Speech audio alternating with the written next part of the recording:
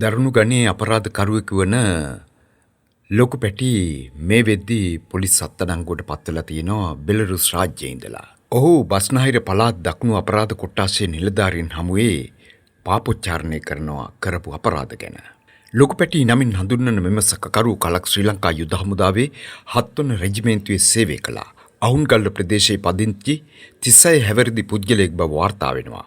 ජාත්‍යන්තර රතු නිවේදන මත අත්අඩංගුවට ගත් ඔහු ක්ලබ් බසන්ත ඝාතනය ඇතුළු මිනිමැරුම්, වෙඩි තැබීම්, බෝම්බ ප්‍රහාර ඇතුළු මත්ද්‍රව්‍ය ජාවාරම් ඇතුළු අපරාධ රාශියක සැකකරුවෙක්. ලොකු පැටි කළ හෙළිදරව්ව අනුව මාකඳුරේ මදුෂ්ගේ මුදල් ක්ලබ් බසන්ත සතුව තිබී ඇති බැවින් ඒවා කංචිබානේ ඉම්රාන් ඉල්ලා සිටි අවස්ථාවේ ක්ලබ් බසන්ත ඔහුට බැන වැදිලා තියෙනවා.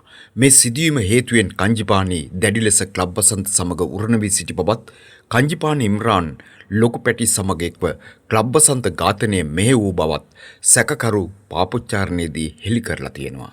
සැකකරු තවදුරටත් පවසා තියෙන්නේ ක්ලබ් බසන්ත ඝාතනය සඳහා යොදාගත් ටැටූ මල්ලි නැමැත්තා තම උපන් ගමේ වීම හේතුවෙන් ඔහුවද මේ සඳහා යොදාගත් බවයි. ක්ලබ් බසන්ත ප්‍රසිද්ධ YouTube නාලිකාවක් සමග පැවැත් සංවාදයකදී සඳහන් කළ ප්‍රකාශයක් ගැනද ඔහු අනාවරණය කරලා තිබුණා. එනම් ක්ලබ් බසන්ත එම සංවාදයේදී තමාට තරහකාරයෝ දෙදෙනෙකු සිටින බවත්, එක් අයෙකු මිය ගිය බවත්, අනෙකා බියෙන් රට පැන ගිය බවත් ප්‍රකාශ කළා තිබුණා. ලොකු පැටි හෙළි කරන ආකාරයට ක්ලබ් වසන්ත විසින් මලායයි සඳහන් කරලා තියෙන්නේ මාකඳුරේ මදුෂ්. රටපැන්නා යනුවෙන් හඳුන්වලා තියෙන්නේ කංජිපානි ඉම්රාන්. ඔහු තවදුරටත් මෙන්න මෙහෙම කියලා තියෙනවා. Taman ව්‍යාජ විදේශ ගමන් බලපත්‍රයක් සකසාගෙන ඩුබයි රාජ්‍යයට පලා ගිය බවත්.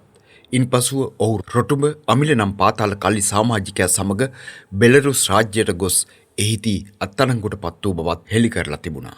ජාත්‍යන්තර රතු නිවේදන මත අත්අඩංගුවට ගත් ලොකු පැටි නැමැති සැකකරු 4 වෙනිදා දිවයිනට රැගෙනීමෙන් අනතුරුව වැඩිදුර විමර්ශන සඳහා බස්නාහිර පළාත දකුණු අපරාධ කොට්ටාසය වෙත බාර දීලා තිබුණා. මේ වෙනකොට බස්නාහිර පළාත දකුණු අපරාධ කොට්ටාසය විසින් සැකකරුගේ ප්‍රකාශය මත පදනම්ව තවත් සැකකරුවන් සොයා ගැනීම සඳහා විශේෂ මෙහෙයුම් ආරම්භ කරලා තියෙනවා. තවදුරටත් මොහු සමග පරීක්ෂණ පැවැත්වෙන බවින් ඔහු විසින් මෙහෙය වූ අපරාධ තවදුරටත් ඉදිරියේදී හෙළිදරව් වනු ඇති. මේ තොරතුරු ගොසිප් ලංකා නිවුස් වෙතින්. අමතක කරන්න එපා සබ්ස්ක්‍රයිබ් කරන්න ස්ටුඩියෝ ජා.